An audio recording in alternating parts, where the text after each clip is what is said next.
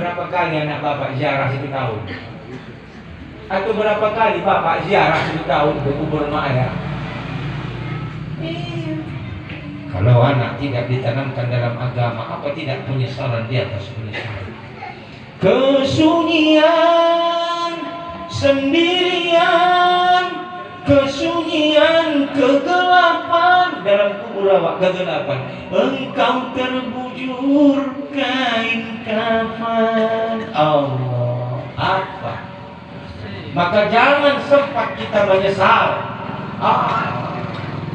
Ini kadang-kadang awak matian, awak bukan sibuk membacakan Quran, bukan sibuk membacakan Yasin. Anak awak sibuk membetuli papan bunga.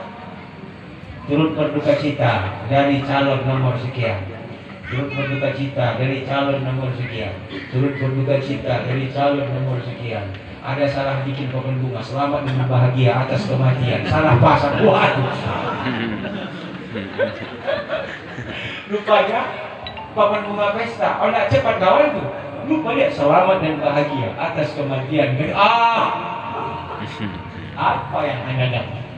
Coba, kemana mobil yang mewah selama ini? Kemana harta yang melimpah selama ini?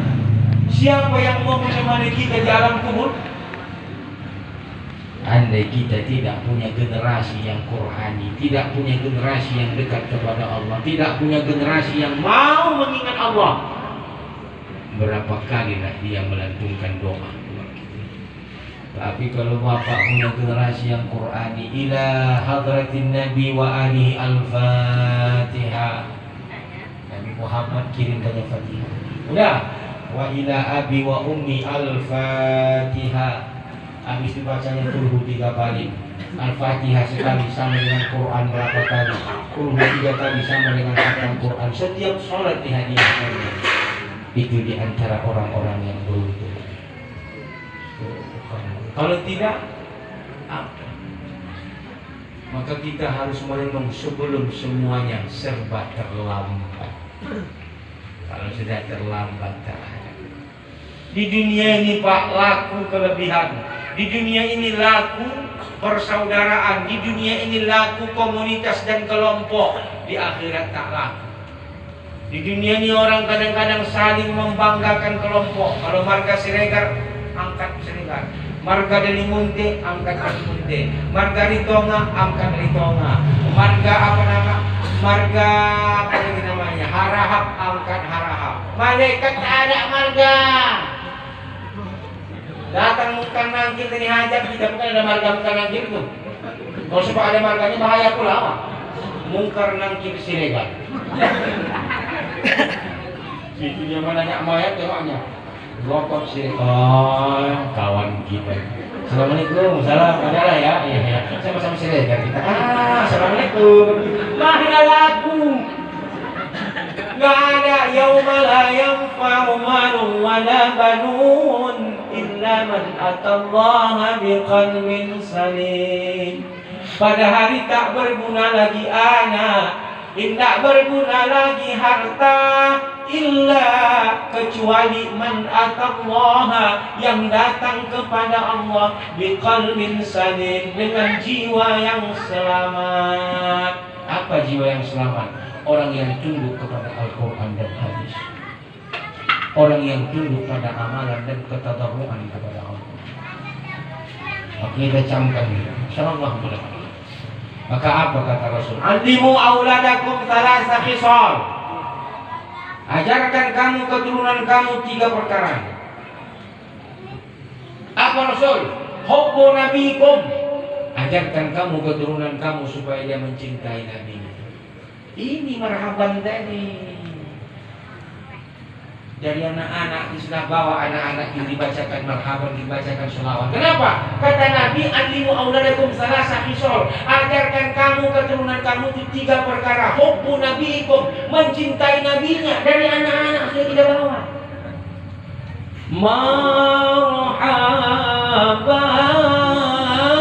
Marhaban ya.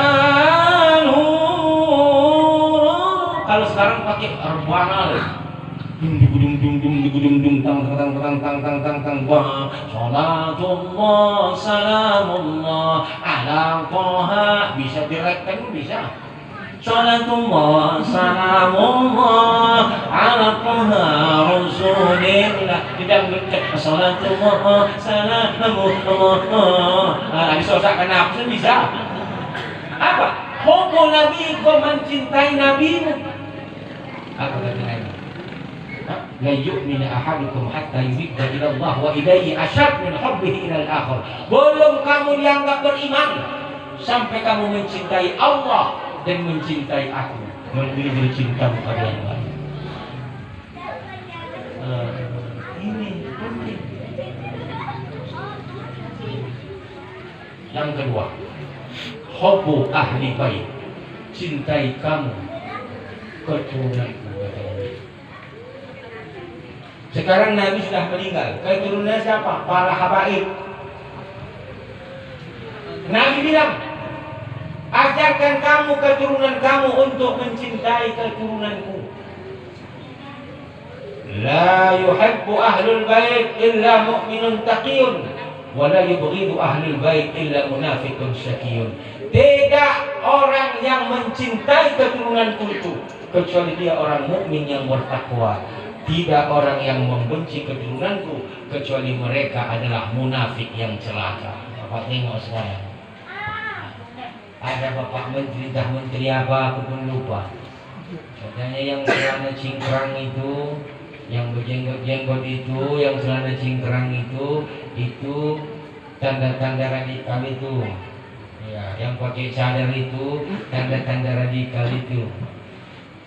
Itu tak boleh. Cakap itu mengejek Nabi.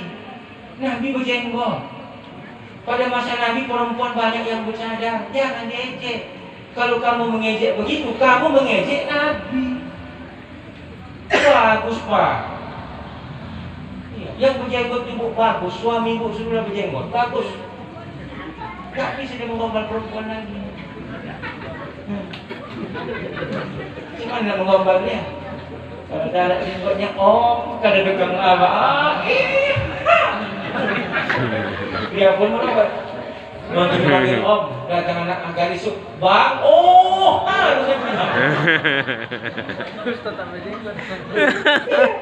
yang jenggot coba lah, tu tengok. Kata dia sama anak agarisuk, alah uak ni, alah tu begini.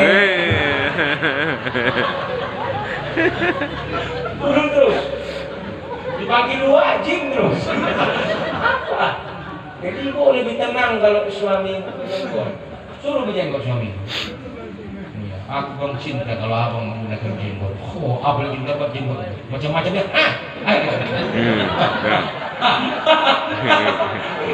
Tapi jangan diejek. Ini mengejek. Abang kena COVID, tahankan. Ini COVID banyak macam. COVID itu ada COVID-19, ada COVID-22. Bapak kena COVID mana?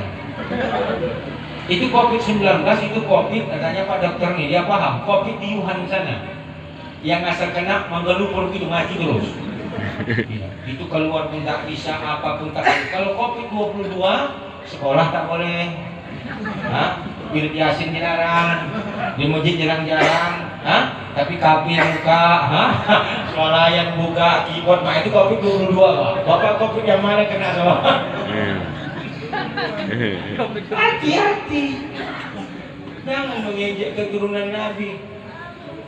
Saya kenapa ada orang yang membakar gambar Habib Rizik. Ini orang sampah ini. Allah salam. Habib Rizik itu Pak, keturunan Nabi yang ke-38. Kalau orang bertorikot bersuluk, ada namanya Ja'far. Ja'far itu keturunan Nabi yang kelima. Itulah garis Habib Rizik. Jadi kalau dia bertorikot Naksabandiyah, bertorikot Nasabtariyah, bertorikot Qadariyah, sama-sama itu keturunan garis dari Nabi. Kata awak mengejek-ngejek suka-suka hati. Awas. Tidak ada orang yang membenci keturunanku kecuali akan datang pada hari kiamat. Maktubun, tertulis di antara baina ainaihi, di antara kedua keningnya, aisun min rahmatillah, orang-orang yang putus asa dari rahmat Allah. tertulis di keningnya Pak, di kiamat orang-orang yang putus asa dari rahmat. Siapa orang-orang yang putus asa dari rahmat Allah nih Ustaz? Orang yang putus asa dari rahmat Allah ini adalah orang-orang kafir. Maka orang yang menghina keturunan Nabi itu dianggap mereka sudah jatuh menjadi kafir. Baik, yang terakhir apa? Tilawatil Quran. Biasakan anakmu terus membaca Quran. Ini kita kadang-kadang Pak, sebelum anak pandai baca Quran, maka setiap hari anak kita suruh mengaji Quran. Setelah anak kita bisa baca Quran, maka anak itu sudah tidak membuka Quran. Bisa anak kita membaca, bisa, tapi tidak kita budayakan anak kita itu mengulang Al-Quran. Betul? Ini masalah. Apa kata Ibrahim bin Adham? Apa kata Hatim Al-Asam? Likulli nas mahbubun, setiap manusia punya hal yang dicintai, setiap manusia punya hal yang disukai, setiap manusia punya hobi. Betul, betul. Wa mahbubuhu la yazalu ma'ahu fid dunya. Apa yang ia cintai selalu beserta dia di dalam kehidupan dunia ini. Apa yang menjadi hobi dia selalu menyertainya dalam kehidupan dunia ini. Tapi sayang, kata Hatim Al-Aqsam, kullu mahbubihi yufariquhu 'inda mautihi. Semua kehobian dan kesukaannya sayang akan memisahkan dan meninggalkan dia setelah kematiannya. Apa yang paling hobi kalau bapak-bapak? Mancing. Iya, bapak-bapak hobi mancing. Ada lagi ikan cupang. Nah, kok bilang tuh perapat tuh hobi orang ikan cupang, ikan laga. Oh, bukilan ikan ini Pak. Ada pula kontes ikan cupang. Hadiahnya 20.000. Juara 100.000. Pendaftarannya 30.000. Kan otoh namanya. Panitia yang kenyang ini Pak. Iya, peserta 300 orang kali 20.000, 3 kali 2 6 juta. Hadiah juara 150. Tapi hobi. Malam pun ditengok ikan cupang. Oh, ini warnanya cocok nih. Bulunya ini tidak ada yang retak ini. Oh, sehat. Matanya kuning. Oh, luar biasa. Ya, setiap hari mencari nyamuk, mencari jentik-jentik. Asal pagi Pak diparit orang lain. Kapan waktu tukang cari paret? Coba. Selama punya hobi ikan cupang, menjadi tukang bersih paret. Ya. Terakhir Pak, tidak ada lagi nyamuk, tidak ada demam berdarah di kampung-kampung gara-gara jasa penghobi ikan cupang. Dijual sekarang jentik-jentik di kota. Di kota kok nak demam berdarah. Kampung tidak lagi. Kenapa? Hobi. Siapa lagi ada hobi? Hobi laga ayam. Orang hobi laga ayam, maka dia beserta ayamnya sepanjang saat dingin. Jam 8 ayam dimandikan, disenam tajam. Hah? Baru dikasih puding tomat, dikasih telur, baru dijemur. Dia pun duduk merokok. Dia aja baru mandi.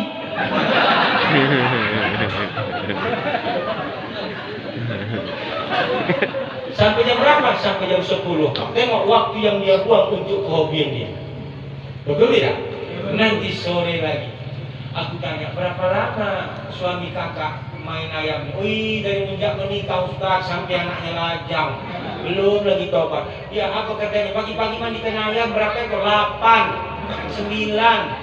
Aku tak pernah dimandikan Ustaz. Lah, pernah dimandikan bini awak? Mana pernah?